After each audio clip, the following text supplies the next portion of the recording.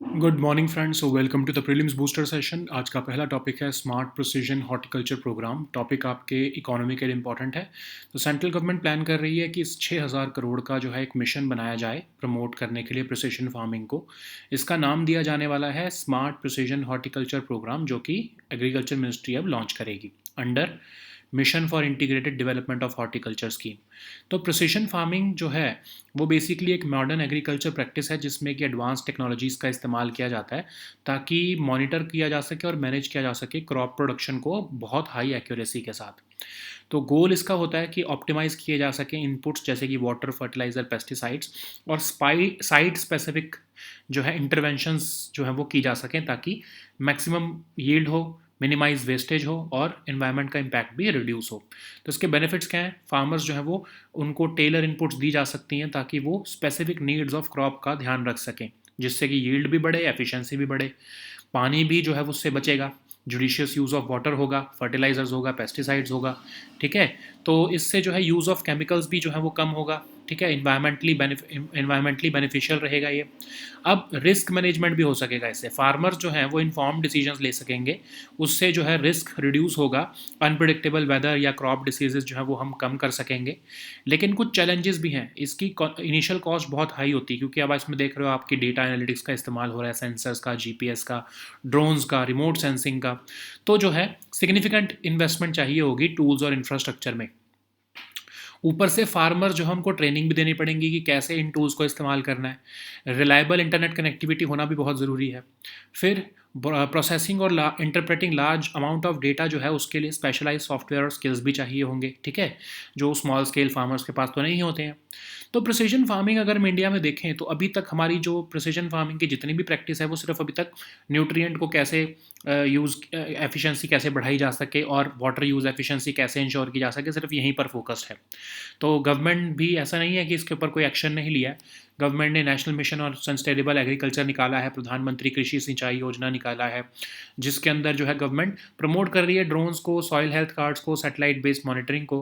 Government ने एक digital public infrastructure भी निकाला है एग्रीकल्चर के लिए ताकि फार्मर्स को एक्सेस टू टेक्नोलॉजी और इन्फॉर्मेशन दी जा सके। तो 22 प्रिसीजन फार्मिंग डेवलपमेंट सेंटर्स भी कंट्री में रन किए जा रहे हैं गवर्नमेंट द्वारा। एग्रीकल्चर इंफ्रास्ट्रक्चर फंड के अंदर भी जो है प्रोविजंस हैं कि इंफ्रास्ट्रक्चर प्रोजेक्ट जो कि स्मार्ट और प्रिसिशन एग्रीकल्चर को बढ़ाना चाहते हैं उनको कैसे फंड किया जाए। ठीक है, ऐसे ही नेशनल ई गवर्नेंस प्लान भी है एग्रीकल्चर से रिलेटेड। तो जनरली जो ये प्रिसीजन फार्मिंग है ये लार्ज कमर्शियल फार्म्स और रीजन्स जहाँ पर एडवांस इरिगेशन फैसिलिटीज़ हैं वहाँ पर ही अडॉप्ट किया जाएगा। ठीक है, तो चैलेंजेस इंडिया में ये हैं कि छोटे फार्म होल्डिंग्स हैं। ठीक है, जो large scale implementation of precision farming technologies यहाँ पर मुश्किल हो जाएगा। स्मॉल फार्मर्स के पास तो अवेयरनेस और रिसोर्सेज भी नहीं है इससे रिलेटेड। रॉबस्ट डिजिटल इंफ्रास्ट्रक्चर भी रूरल इंडिया में एग्जिस्ट नहीं करता। ठीक है, तो जो ये स्मार्ट प्रिसीजन एग्रीकल्चर जो ये स्कीम है इसको 6,000 करोड़ रुपए गवर्नमेंट जो है लोकेट करने वाली है। एग्रीकल्चर मिनिस्ट्री जो है वो इसको लॉन्च करेगी।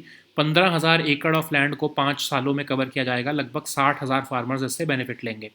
करंटली जो है हमारा एग्रीकल्चर इंफ्रास्ट्रक्चर जो फंड है वो ऑलरेडी इंडिविजुअल फार्मर्स हो, चाहे एफ हों, पैक्स हों या फिर ऐसा जो है सेल्फ हेल्प ग्रुप्स हों, उनको जो है लोन्स देते हैं इंटरेस्ट सबवेंशन के साथ ताकि वो टेक्नोलॉजिकल सॉल्यूशंस अपनी फार्म प्रैक्टिसेस में अडॉप्ट कर सकें। ठीक है, तो गवर्नमेंट जो है वो नीदरलैंड्स और इसराइल जैसी कंट्रीज़ के साथ भी जो है वो कोलैबोरेट कर रही है एडवांस फार्मिंग सॉल्यूशंस के लिए। ओके,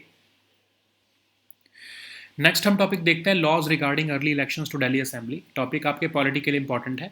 तो दिल्ली सीएम जो है उन्होंने अपनी रेजिग्नेशन दे दी है और दिल्ली के जो एलजी हैं उन्हें कहा है कि दिल्ली के असेंबली इलेक्शंस जल्दी से जल्दी महाराष्ट्र के साथ कराई जाए। अब याद ये रखो कि दिल्ली के जो सीएम हैं उन्होंने असेंबली को डिज़ोल्व नहीं किया है, क्योंकि जब तक असेंबली है आप डिज़ोल्व करने की रिकमेंडेशन नहीं दोगे तब तक तो इलेक्शंस कर ही नहीं सकते। तो काइंड ऑफ उन्होंने जो है ये अपनी तरफ से हाफ हार्टेड अटैम्प्ट दिखाया कि हाँ हम तो इलेक्शंस चाहते हैं बट गवर्नमेंट इलेक्शन नहीं करवा रही है। ठीक है, क्योंकि अगर उनको इलेक्शंस करवाने होते तो वो असेंबली को डिसॉल्व करने की जो है वो रिकमेंडेशन देते। उन्होंने तो सिर्फ रेजिग्नेशन दिया और आम आदमी पार्टी ने जो है वो आतिशी जी को सीएम इलेक्ट कर लिया है, ठीक है। तो इलेक्शंस का तो इसमें मुद्दा नहीं उठ सकता जब तक आप असेंबली डिसॉल्व करने की रिकमेंडेशन नहीं देते गवर्नर या लेफ्टिनेंट गवर्नर को, ठीक है। तो एनीवेज, आर्टिकल 324 ऑफ कॉन्स्टिट्यूशन कहता है इलेक्शन कमीशन ऑफ इंडिया जो है उनके पास अथॉरिटी है कि वो ओवरसी और मैनेज कर सके इलेक्शंस को। ईसीआई जो है वो इंश्योर करता है कि इलेक्शन प्रोसेस जो है वो कंप्लीट हो सके 5 ईयर टर्म से पहले।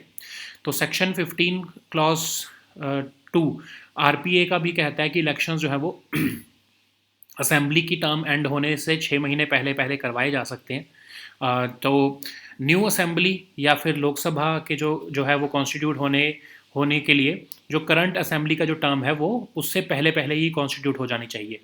Election commission of India basically फिर उस एंड डेट से बैकवर्ड में काम करता है। मतलब समझ लो अगर 10 फरवरी की डेट है कि उस समय जो है करंट असेंबली एक्सपायर हो जाएगी, तो उससे पहले का जो है उल्टे तरीके से जो है फिर वो इलेक्शन कमीशन उसमें देखता है कि कैसे हम तब तक सारा प्रोसीजर कंप्लीट कर सकें और तब उससे पहले पहले न्यू असेंबली कॉन्स्टिट्यूट की जा सके, ठीक है।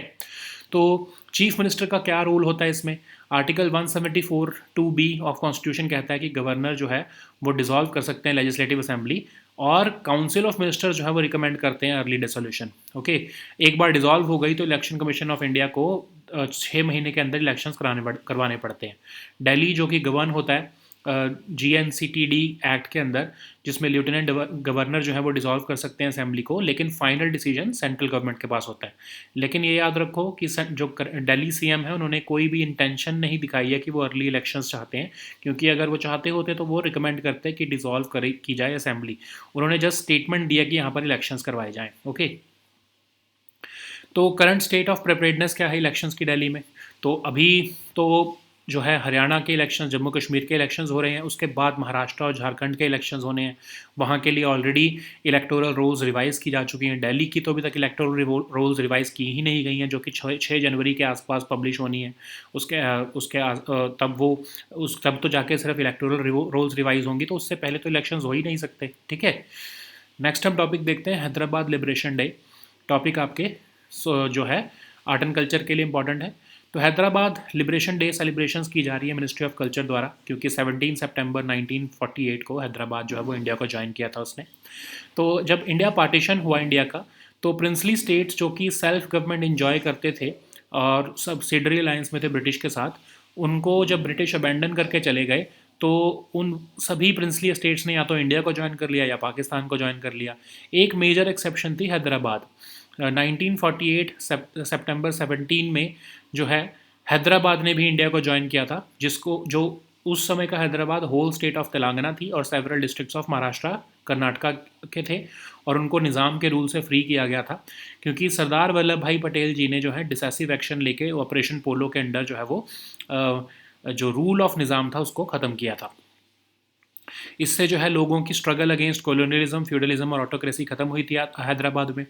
तो सोर्सेज के मुताबिक ये मूव जो ली गई है हैदराबाद लिबरेशन डे को सेलिब्रेट करने के लिए, ये लोगों का अटेंशन ड्रॉ करना चाहते हैं गवर्नमेंट। जो भैरनपल्ली मैसेकर हुआ था अगस्त 27 1948 में, जिसमें रजाकार्स ने 96 विलेजेस को मार दिया था, जो कि निज़ाम के रजाकार्स थे, ताकि वो इंडियन यूनियन के साथ जो है मिलने को कह रहे थे, तो उनको इसमें मार दिया गया था, ठीक है। हैदराबाद जो उस टाइम पर निज़ाम द्वारा रूल था, वो एक मुस्लिम रूलर थे और वो प्रिडोमिनेटली हिंदू पॉपुलेशन पर रूल करते थे। उन्होंने इंडिपेंडेंस चूज़ की और उन्होंने कहा कि वो एक इरेगुलर आर्मी रखेंगे और वो इंडिया के साथ नहीं मिलेंगे। निज़ाम जो है वो तेलंगाना रिबेलियन से भी जो है वो ट्रबल थे। हैदराबाद ने एक स्टैंड स्टिल एग्रीमेंट साइन किया डोमिनियन ऑफ इंडिया के साथ 1947 में नवंबर में, और कहा कि हम सारी प्रायर अरेंजमेंट्स रखेंगे लेकिन इंडियन सोल्जर्स को स्टेट में नहीं आने देंगे। तो कम्युनिस्ट स्टेट हैदराबाद में इस्टेब्लिश ना हो जाए, या फिर मुस्लिम नेशनलिस्ट जो रज़ाकार्स हैं, जो प्राइवेट आर्मी है हैदराबाद निज़ाम की, वो लोगों को जो है वो मैसेकर ना करते रहें। इसी के लिए इंडिया ने जो है वो हैदराबाद में इन्वेड किया और इकोनॉमिक ब्लॉकेड के बाद इन्वेजन किया और ऑपरेशन पोलो के अंदर जो है अटैक किया हैदराबाद पे, ठीक है, इंडियन आर्म्ड फोर्सेस ने। उसके बाद निज़ाम जो है वो फोर्स हुआ और उसने फिर इंस्ट्रूमेंट ऑफ एक्सेशन साइन किया और इंडिया को ज्वाइन कर लिया, ओके। नेक्स्ट हम टॉपिक देखते हैं क्रिएट। ये टॉपिक आपके इकोनॉमी के लिए इंपॉर्टेंट है। यूनियन मिनिस्टर फॉर एमएसएमई जो है उन्होंने इनाग्रेट किया है centre for rural enterprise acceleration through technology set up at Leh virtual mode में। तो ये centre for rural enterprise acceleration through technology जो है वो एनहेंस करेगा लोकल प्रोडक्टिविटी को, प्रोडक्ट क्वालिटी को, इकोनॉमिक पोटेंशियल और इम्प्रूव करेगा लाइवलीहुड्स को फॉर लोकल कम्युनिटीज़। तो ये हेल्प करेगा एडवांस करने में रूरल इंडस्ट्रियलाइजेशन और फॉस्टर करेगा इंटरप्राइज क्रिएशन। तो क्रिएट जो है बेसिकली लेह को या लद्दाख को पश्मीना वूल रोविंग फैसिलिटी दे रहा है और ट्रेनिंग दे रहा है development of production facility for essential oil extraction from rose और अदर फ्लावर्स। तो पश्मीना वूल क्या होती है? पश्मीना जो है एक fine variant of spun Kashmiri wool है जिसको चैंगथैंग, जो प्लेट्यू की चैंगथैंगी जो ब्रीड की शीप होती है उससे बनाया जाता है, या माउंटेन गोट्स जिनको हम कहते हैं। तो नेक्स्ट हम टॉपिक देखते हैं इंटीग्रेटेड ओशन एनर्जी एटलस। ये टॉपिक आपके इन्वायरमेंट के लिए इंपॉर्टेंट है। तो Indian national centre for ocean information services INCOIS ने अनाउंस किया है कि वो उन्होंने डेवलप किया है integrated ocean energy Atlas Indian exclusive economic zone के लिए। तो integrated ocean energy Atlas showcase करता है vast potential of ocean energy resources, जिसमें मरीन मेट्रोलॉजिकल और हाइड्रोलॉजिकल एनर्जी फॉर्म्स की है जो एटलस बनाई गई है। तो ये एरियाज ऑफ हाई पोटेंशियल जो एनर्जी जनरेशन के लिए हाई पोटेंशियल रखते हैं उनकी जो है एक तरह से मार्किंग की गई है ताकि as a reference for policy makers इसको इस्तेमाल किया जा सके। इनकॉइस जो है वो एनुअल, मंथली और daily energy estimates of ocean energy भी जो है प्रिपेयर करता है। इनकॉइस क्या है? ऑटोनॉमस बॉडी है मिनिस्ट्री ऑफ अर्थ साइंसेज की, ताकि बेस्ट पॉसिबल ओशन इन्फॉर्मेशन और एडवाइजरी सर्विसेज दी जा सके। राउंड द क्लॉक मॉनिटरिंग और वार्निंग सर्विसेज जो है कोस्टल पॉपुलेशन को जो है ये tsunami, storm surges, high waves के ऊपर देता है और डेली एडवाइजरीज देता है फिशर फोक को कि वो इजीली लोकेट कर सकें अबंडेंट फिश को ओशन में। ओके, नेक्स्ट हम टॉपिक देखते हैं इन्वेस्ट इंडिया। टॉपिक इकोनॉमी के लिए इंपॉर्टेंट है। तो union ministry of commerce and industry ने रिसेंटली अनाउंस किया है कि सेंट्रल गवर्नमेंट का जो स्टार्टअप इंडिया इनिशिएटिव है उसको मूव कर लिया जाएगा आउट ऑफ इन्वेस्ट इंडिया और एक न्यू नॉन प्रॉफिट कंपनी बनाई जाएगी जो कि नेशनल स्टार्टअप एडवाइजरी काउंसिल को भी हाउस करेगी। तो इन्वेस्ट इंडिया क्या है? National investment promotion and facilitation agency है इंडिया की और इसको सेटअप किया गया था as a not for profit venture under DPIIT और ये फैसिलिटेट करता है, एम्पावर करता है ऑल इन्वेस्टर्स को under make in India initiative और सेक्टर स्पेसिफिक इन्वेस्टर टारगेटिंग करना, डेवलपमेंट करना पार्टनरशिप्स की, ये सब इसके ऑब्जेक्टिव्स हैं। ओके, तो ये जो इसके डोमेन एक्सपर्ट्स होते हैं वो सेक्टर और स्टेट स्पेसिफिक इनपुट्स और हैंड होल्डिंग सपोर्ट देते हैं इन्वेस्टर्स को। न्यू दिल्ली में इसका हेडक्वार्टर है। तो नेशनल स्टार्टअप एडवाइजरी काउंसिल क्या है? तो इसको कॉन्स्टिट्यूट किया गया था DPIIT द्वारा मिनिस्ट्री ऑफ कॉमर्स और इंडस्ट्री के अंदर, ताकि जो है गवर्नमेंट को एडवाइस किया जा सके on measures which are needed to build strong ecosystem और इनोवेशन और स्टार्टअप्स के लिए। ठीक है, मिनिस्ट्री ऑफ कॉमर्स और इंडस्ट्री के अंडर ही आता है ये भी ऑफ कोर्स, और एक इम्पॉर्टेंट रोल प्ले करता है आइडेंटिफाई करने के लिए areas of intervention for expansion of startup ecosystem. Okay, next हम टॉपिक देखते हैं लाइन ऑफ एक्चुअल कंट्रोल। ये टॉपिक आपके इंटरनेशनल रिलेशंस के लिए इंपॉर्टेंट है। तो union ministry of external affairs ने रिसेंटली कहा है कि लगभग 75% ऑफ डिसएंगेजमेंट जो प्रॉब्लम्स थी चाइना के साथ मिलिट्री स्टैंड ऑफ पर, वो रिजॉल्व हो चुकी हैं LAC पर, खासकर ईस्टर्न लद्दाख सेक्टर में। तो LAC जो है डिमार्केशन है इंडियन टेरिटरी और चाइनीज़ कंट्रोल टेरिटरी के बीच में। ये ऑफिशियल बॉर्डर तो नहीं है लेकिन ये डी फैक्टर बॉर्डर है between India and China. India जो है LAC को कहता है कि वो 3488 किलोमीटर लॉन्ग है, लेकिन चाइना कहता है कि सिर्फ वो 2000 किलोमीटर लॉन्ग है। क्यों? क्योंकि चाइना जो है वो ईस्टर्न सेक्टर की जो LAC है उसको नहीं रिकग्नाइज़ करता, वो अरुणाचल प्रदेश को एक साउथ तिब्बत का पार्ट मानता है।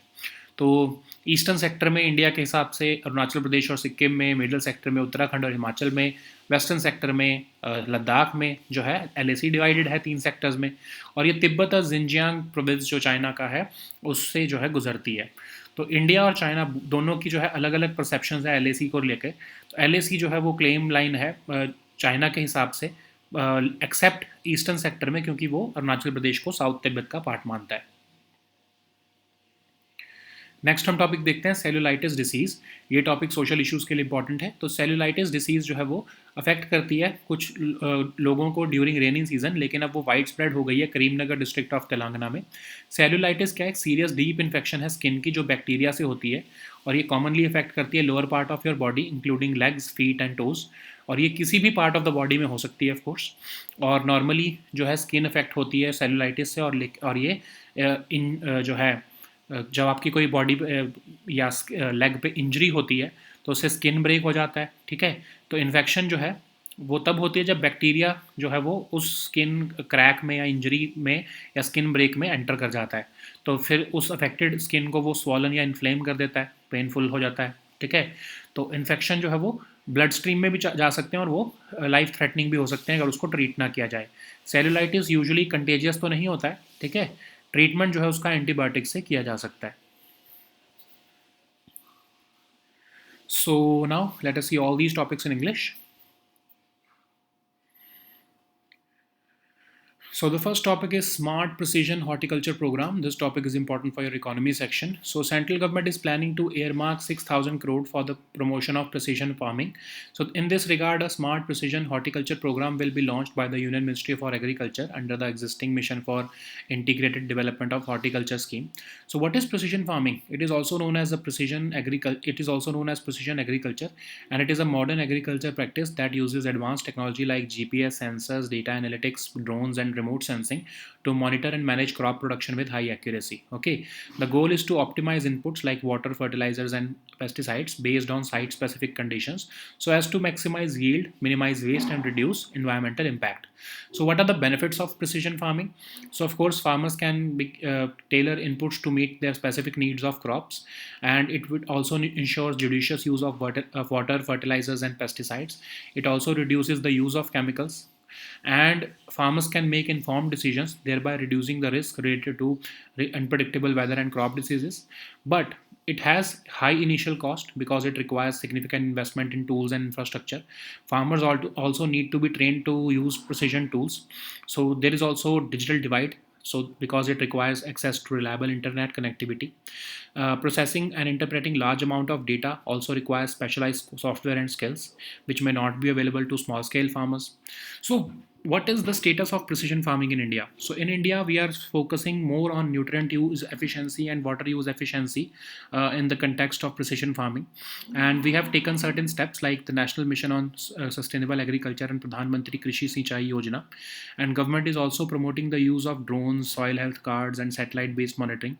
Government has also announced a digital public infrastructure for the agriculture sector, and precision farming is also being disseminated through the 22 precision farming development centers in the country. Agriculture Infrastructure Fund, which was launched during during COVID, has provisions for financing infrastructure projects for smart and precision agriculture as well. So schemes like National E-Governance Plan in Agriculture has also been launched. So mainly precision farming is adopted in the large commercial farms and regions which have advanced irrigation facilities. So India, which has traditionally been facing the problem of fragmented land holding, so it will be difficult for India to adopt precision farming technologies. Small farmers also lack awareness and resources to invest in high tech solutions. There is also lack of robust digital infrastructure in rural India. Okay, so the proposal is to have this 6,000 crore project of promoting precision farming through the Smart Precision Horticulture Program. And this scheme will cover 15,000 acres of land in 5 years, and it will benefit about 60,000 farmers. Currently, the Agriculture Infrastructure Fund is already providing financing facilities to individual farmers, FPOs, and PACs, and even self-help groups, so that through loans they can be given technological solutions for farm practices. Government is also collaborating with countries like Netherlands and Israel for advanced farming solutions. So the next topic is laws regarding early elections to Delhi Assembly. This topic is important for your polity section. So Delhi CM has submitted his resignation to the Lieutenant Governor, and he has requested that Delhi Assembly elections should be held alongside Maharashtra. But remember, he has only made this statement for public consumption, but In fact, he has not recommended the dissolution of state assembly, because otherwise it would not be possible for the election commission to conduct elections until thus dissolution of state assembly occurs. Okay, he has instead chosen to replace him with another chief minister. Okay, and he has not recommended the dissolution of state assembly. Okay, so article 324 of the constitution empowers the Election Commission of India to the authority with the authority to oversee and manage elections, and ECI ensures that election process is completed before the 5-year term. Section 15(2) of the Representation of People Act allows the elections. Ensures that the elections cannot be announced less than 6 months before the assembly's term ends, and the new assembly or Lok Sabha must be constituted before the end of the current assembly's term. So basically, ECI works from backward from the end date. Okay, and ECI also consults the local administration and police, takes factors of weather, security, availability, festivals, training of officers, and procurement of EVMs into account also. Article 174 2B of the Constitution allows the governor to dissolve the Legislative Assembly, and Council of Ministers can recommend this early dissolution as well. And Delhi is governed by the GNCTT Act, so under which Lieutenant Governor can dissolve the assembly, but the final decision lies with the center. But the current Delhi CM, the not the current Delhi CM actually. So Arvind Kejriwal has resigned, and he has just called for early elections, but he has not recommended dissolving the assembly. Okay, without which, of course, the elections cannot be conducted. He has rather chosen to replace himself with a new chief minister. So the next assembly elections will be conducted in Haryana and Jammu Kashmir assembly. After that, there will be Maharashtra and Jharkhand. For all these states, the electoral rolls have already been prepared before the elections, while the Delhi's updated rolls will be published around 6 January 2025, before which the elections cannot happen. Okay. So the next topic is Hyderabad Liberation Day. This topic is important for your art and culture section. So Hyderabad Liberation Day celebrations have been organized. Hyderabad Liberation Day celebrations have been organized under the auspices of Ministry of Culture to commemorate the liberation of erstwhile Hyderabad state from the clutches of Nizam on 17 September 1948. So, at the time of India's partition in 1947, the princely states of India, which in theory enjoyed self-government inside their own borders, were subject to subsidiary alliances with the British, and with the Indian Independence Act, British abandoned all such alliances. So these princely states either acceded to India or Pakistan, but there was one major exception: the Hyderabad state or princely state. But in September 1948, Hyderabad joined India. Because at that time it was basically Telangana and several districts of current Maharashtra and Karnataka, and they were all freed from Nizam rule. It was made possible by Sardar Vallabhbhai Patel's swift and decisive action during Operation Polo, which effectively ended the people's struggle against colonialism, feudalism, and autocracy. So the Hyderabad, which was ruled by Nizam, a Muslim ruler who presided over a predominantly Hindu population, chose independence and sought to retain it with an irregular army. Nizam was also troubled by the Telangana rebellion, so Hyderabad signed a standstill agreement with Dominion of India in November 1947, and he maintained all prior arrangements except the stationing of Indian soldiers in the state. But Indian state feared that there could be an establishment of a communist state in Hyderabad by the rebels, and there could be rise of Muslim nationalist Razakas, that is the private army of Hyderabad Nizam. So that's why India invaded Hyderabad in 1948 September, and within a few days, Hyderabad was freed from Nizam rule, and Nizam signed an instrument of accession and joined India. Okay. So the next topic is create. This topic is important for your economy section. So Ministry of MSME has inaugurated the Center for Rural Enterprise Acceleration through Technology set up at Leh through virtual mode. So what is create? Create will enhance local productivity, product quality, and economic potential, and improve livelihoods for the local communities. It will also help advance rural industrialization and foster enterprise creation. So create will be providing a Pashmina wool roving facility and training for development of production facility for essential oil extraction from roses and other flowers. So what is Pashmina wool? It refers to a fine variant of spun Kashmiri or animal hair fiber wool, which is derived from the downy undercoat of Changthangi. So it is obtained from a breed of mountain goats, which is found on the Changthang Plateau of Tibet and parts of Ladakh. Okay. So the next topic is Integrated Ocean Energy Atlas. This topic is important for your environment section. So INCOIS has recently developed the Integrated Ocean Energy Atlas of the Indian Exclusive Economic Zone. So this Integrated Ocean Energy Atlas showcases the vast potential of ocean energy resources, ranging from marine meteorological resources, hydrological resources, and other energy forms. So it identifies areas with high potential for energy generation, and it will serve as a reference for Indian policymakers. So INCOIS has also prepared the annual, monthly, and daily energy estimates of the ocean energy components. Okay. What is INCOIS? It was established as an autonomous body in 1999 under the Ministry of Earth Sciences, and it aims to provide the best possible ocean information and advisory services to society, industry, government agencies, and other stakeholders.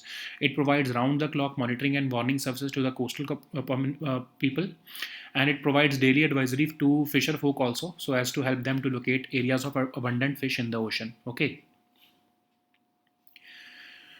So the next topic is Invest India. This topic is important for your economy section and also your governance section. So Union Ministry of Commerce and Industry has recently announced that the central government's Startup India initiative will be moved out of the Invest India to a new non-profit company, which would also house the National Startup Advisory Council. So Invest India is the National Investment Promotion and Facilitation Agency of India. It was set up as a not-for-profit venture under the DPIIT. It facilitates and empowers all investors under the Make in India initiative to establish, operate, and expand their businesses in India. So this agency aims at sector-specific investor targeting the development of partnerships. Its domain and functional experts provide sector and state-specific inputs and hand-holding support to investors. Its headquarters is located in New Delhi. Okay. So what is National Startup Advisory Council? It was constituted by the DPIIT under Ministry of Commerce and Industry. The aim is to advise the government on measures needed to build a strong ecosystem for nurturing innovation and startups in the country. So its chairman is its chairperson is Minister of Commerce and Industry, and it plays an important role in identifying areas of intervention for the expansion of startup ecosystem. Okay. So the next topic is line of actual control. This topic is important for your international relations. So Union Ministry for External Affairs has recently said that 75% of the disengagement problems with China on the military standoff along the LAC in eastern Ladakh has been sorted out.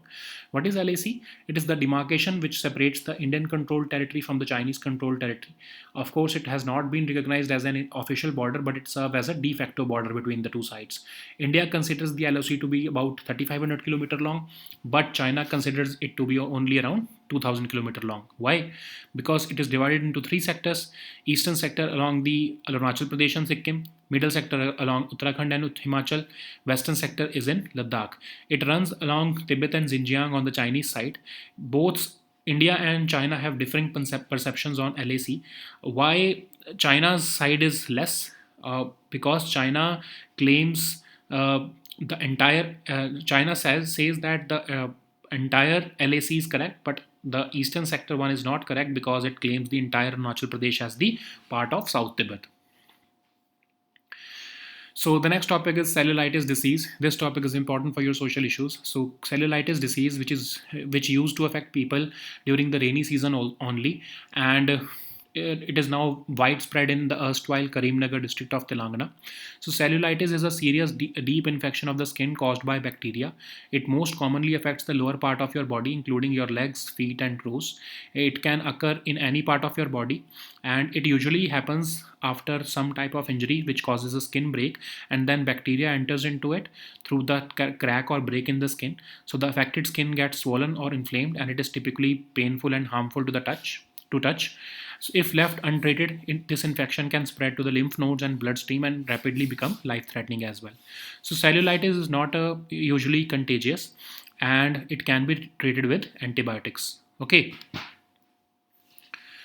So these were our topics for today. We'll meet next time with new topics. Until then, goodbye and take care.